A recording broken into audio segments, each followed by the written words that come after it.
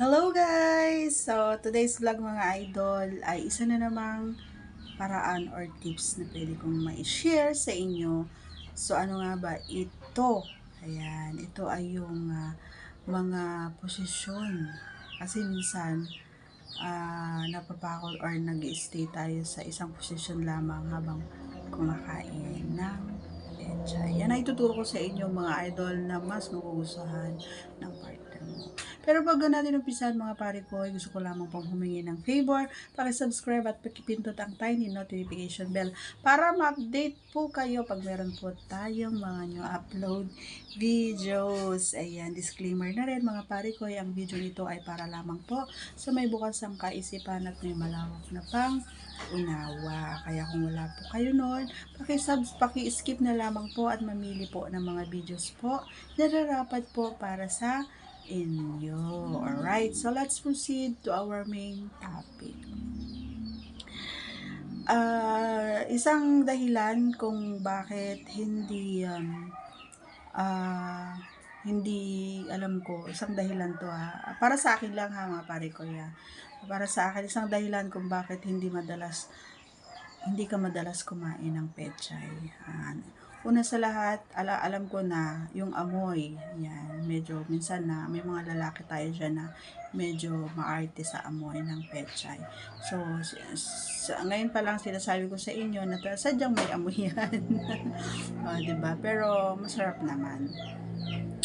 Para hindi po kayo malunod, ayan mga pare ko, habang kumakain ng pechay ay may mga ways para kayo ay hindi kayo mailang. Ayan. So, ano nga ba itong mga ito? Una, ayan, ito yung dito pumapasok yung sinasabi nilang mag-ano ka ng snow bear para kahit kaunti is maibsan yung amoy or lasa. Pag ang maaamoy mo kasi habang kumakain ka ay yung amoy ng snow bear. Or kapag na halimbawa ay may lumabas na katas or may lumabas doon na nectar doon sa babae, yes, ang malalasahan mo ay yung snow bear, 'di ba?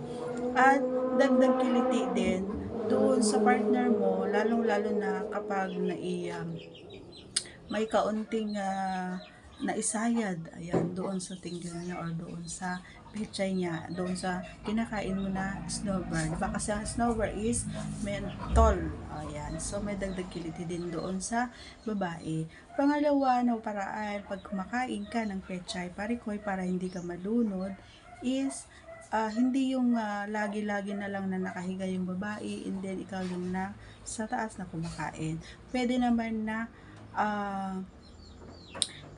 na pumunta kayo sa banyo habang naliligo kayo is doon mo siya kainin para sigurado ka na alam mo na malinis. Ikaw mismo yung maglilinis doon sa pechay na kakainin mo.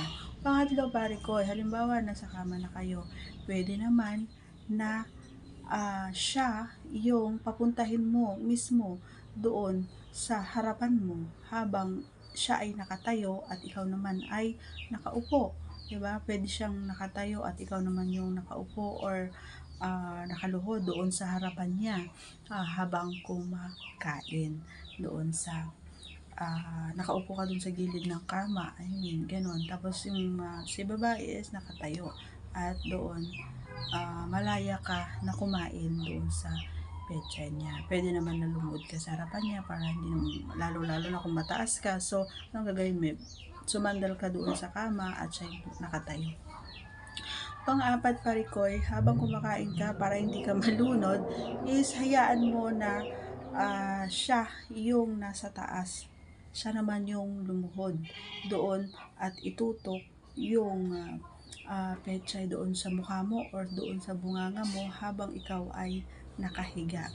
Kasi nga, yung weight niya is kayang-kaya mo naman na iganon siya para mailayo kaunti or mas na-enjoy. Ayan, sa posisyon na yun pare ko is mas na-enjoy kasi ng babae yun. Kasi nga malaya siya at saka malaya ka na na laruin ang kanyang ang kanyang tinggil o di kaya ang kanyang utong, 'di ba? Malaya ka, abot na abot mo, kumbaga hindi ka mahihirapan kapag siya ay nasa harapan mo na habang kumakain. And then malaya ka rin na laruin ang kanyang mani na dagdag, kumbaga dagdag libog sa kanya. At malaya ka rin na iwas-pasok ang mga daliri mo doon.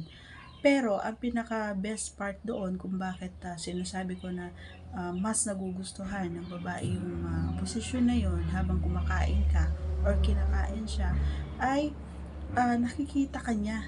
Oo, nakikita niya yung pechay niya at nakikita ka niya na kumakain. Lalong-lalo na kapag nakikita niya na ini-enjoy mo yung kasulok-sulukan ng pechay niya, ini-enjoy mo yung amoy ng pechay niya, ini-enjoy mo yung lumalabas sa pechay niya.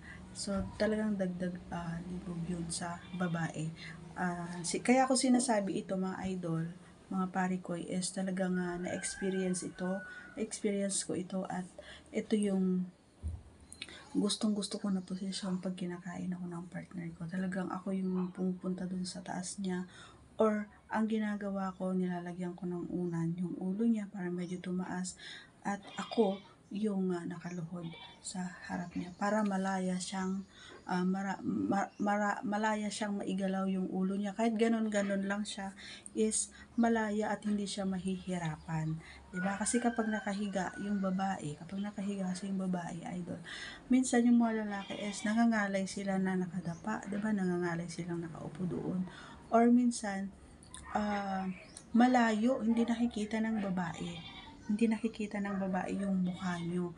Kaya minsan hindi nila na-enjoy, kundi baka mamaya hindi kayo nakikita na kumakain doon, mamaya iba na pala yung ini-imagine nila, or nangyayari yan mga pare ko, yan hindi na ikaw yung ini-imagine nilang kumakain doon sa baba, doon sa pechay, kundi ibang tao na ini-imagine at iniisip nila. Gusto mo ba yon? So mas maganda yung posisyon na sinasabi ko na tayo or nakaluhod siya sa harapan mo, na nakikita ka niya or nakikita yung mukha mo na kumakain ng pechay, or habang naglalaro ka din doon sa dalawang sa harapan niya, 'di ba? Or nilalaro mo din, or yung lalong-lalo niya kapag yung pag habang kumakain ka is tumutunog-tunog, pare ko, iba yung dating sa mga babae yun. Ibang klase ang dating, ibang sarap yung dating sa babae. Feeling nila talaga sila na yung pinakamagandang babae sa balat ng lupa. Ganon. Kasi ganon yung pakiramdam ko, pare ko. Kaya ibahin nyo yung style nyo, ayan, habang kumakain kayo. Wag lang yung nakahiga kayo. Ibahin nyo naman.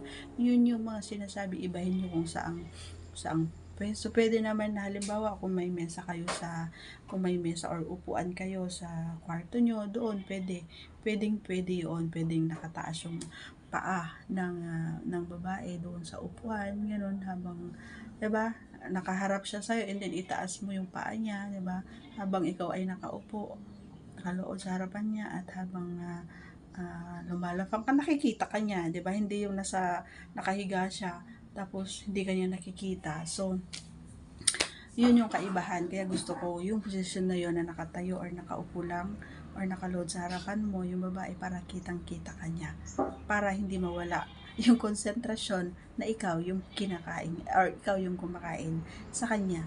Ganon din sa amin. So, mas gusto namin na nakikita nyo kami na kumakain or sumusubo dyan sa junjun nyo. So, yun ang pagkakaiba. Kaya kung ikaw ay yun at yun pa rin, yung posisyon mo na kumakain ng pechay, ibahin mo na, gawin mo yung sinasabi ko. For sure, may enjoy ng partner mo yan. Pangako. Ayan.